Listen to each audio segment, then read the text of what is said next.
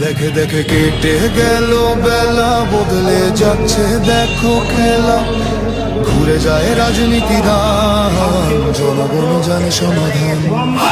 ভালো লোকে লোকে বার পাল্লা, মানুষের বুকে দাঁড়ি পাল্লা, খুলে দাও হৃদয়ে জানলা, জিতবে এবার দাঁড়ি পাল্লা।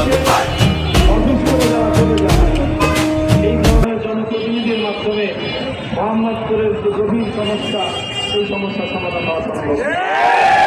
মোহাম্মদপুরে সন্ত্রাস, চাঁদাবাজি, মাদকের কারবারি উৎখাত করতে হলে ভুক্তান করে রাজপথে দাঁড়াবার মতো সাহসী মানুষের দরকার। সোনার চামচ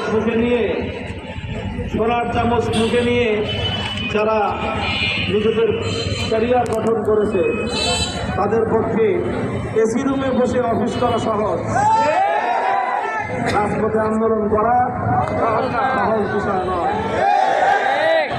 দুর্বৃত্তদেরকে রুখে দেওয়াটা সহজ বিষয় নয়। চাঁদাবাজ গডফাদারদের মুখোমুখি দাঁড়িয়ে সিনা টান করে বুলেটের মুখে নিজেকে পেশ করাটা এত সহজ বিষয় নয়। আলহামদুলিল্লাহ, আমরা সেই পরীক্ষায় উত্তীর্ণ হয়ে এসেছি, পরীক্ষা দিয়ে এসেছি। আমরা কারাগারের অন্ধকার প্রকোষ্ঠ থেকে রাজনীতিতে গ্রাজুয়েশন করে এসেছি। তাদের জীবনে জুলুমের ইতিহাস নাই, তারা রাজনীতির পাঠশালা এখনো প্রাইমারি স্কুলের ছাত্র।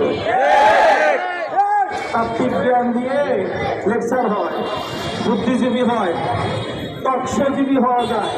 রাজনীতিবিদ হতে হলে রাস্তায় থাকতে হয়, গণমানুষের সঙ্গে কাঁধে কাঁধ মিলিয়ে তাদের হাসি কান্না, জেল জুলুমের প্রতিটি সময়ে নেতাকর্মীদের সাথে থাকতে হয়।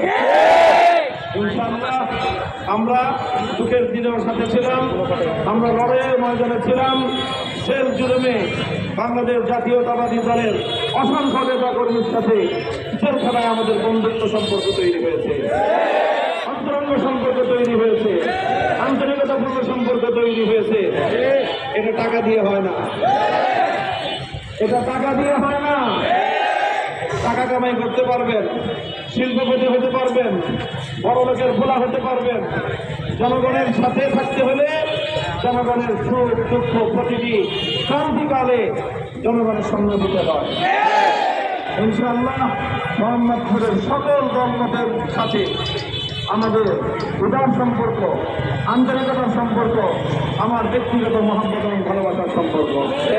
কাজে সকলকে আমি বলি যে ইনশাআল্লাহ আমাদের এই মোহাম্মদপুর, আদাবর এবং শেরেবাংলা নগর এবারের নির্বাচনে সকল দলীয় সংকীর্ণতার ঊর্ধ্বে উঠে মোহাম্মদপুর এবং আদাবর, শেরেবাংলা নগর, ঢাকা 13 এই স্থানকেই আমরা আগামীর বাংলাদেশের জাতীয় নির্বাচনে একটি গুরুত্বপূর্ণ আসন হিসেবে, একটি গুরুত্বপূর্ণ জায়গা হিসেবে জাতীয় সংসদে প্রতিনিধিত্ব করব।